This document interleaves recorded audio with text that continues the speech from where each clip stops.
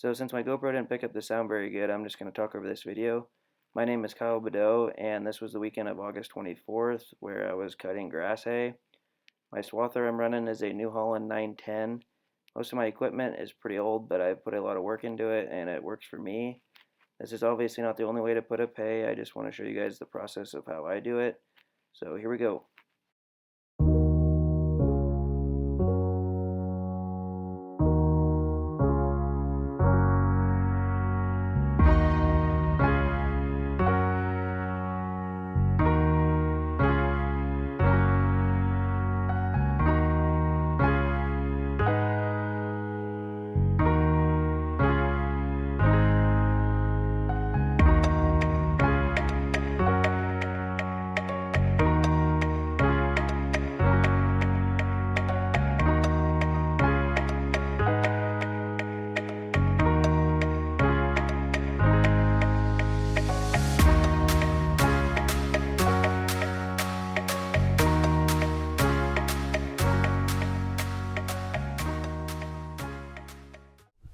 At the time that we're cutting it, it's probably around 60 to 70% moisture. You can just feel the wetness and the moisture by touch. So that's why it needs to sit about 5 to 6 days to dry out enough. I like to bale it around 15% moisture. They say under 25 for sure, but 15 to 20 is kind of the magic number where I like to have it. I'll show you later on how I check moisture. I've got a moisture meter that you can stick in the bale and check for that.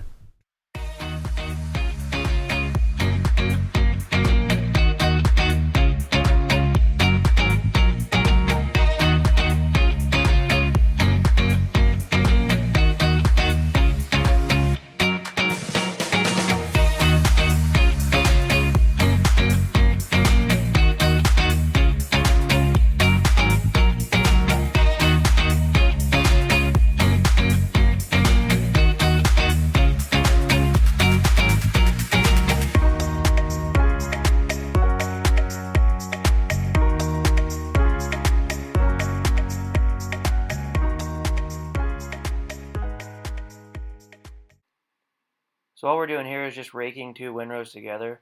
This will make baling so much easier and faster, and also if there's any wet spots, it'll help dry those out. There was one area that the windrows were just too big to roll together, so I just flipped them over so that they would dry better. So I'm trying to get this grass rake, and it just starts pouring and thunder and lightning. Not ideal. I'm going to go ahead and keep going on some of the dry stuff that's pretty thin.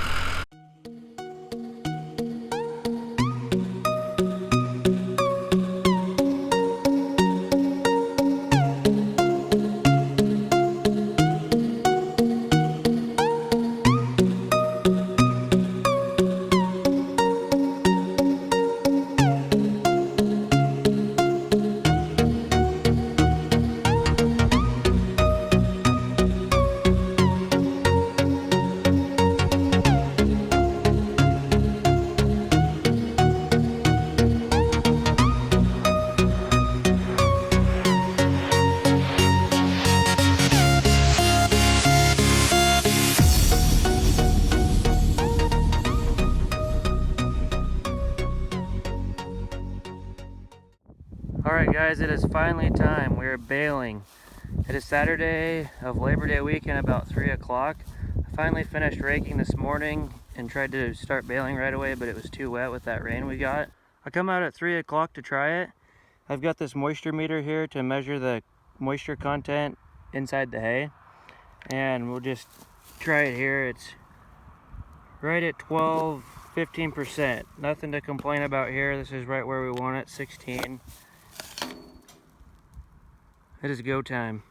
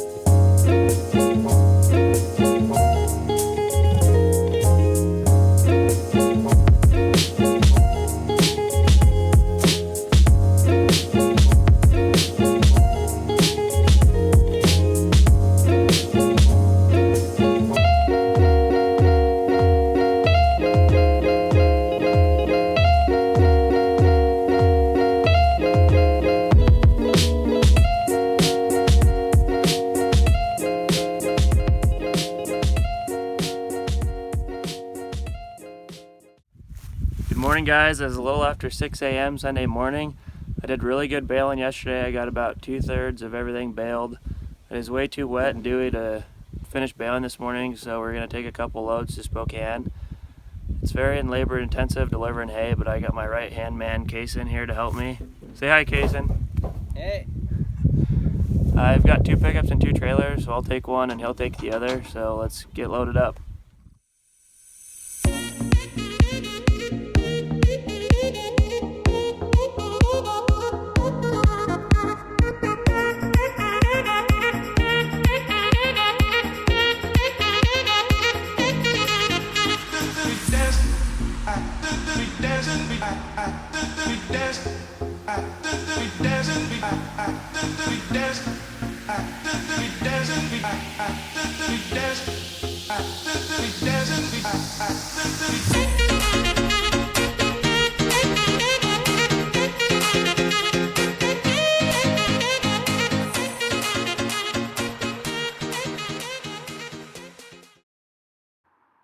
You guys can see in the background here that tractor driving around.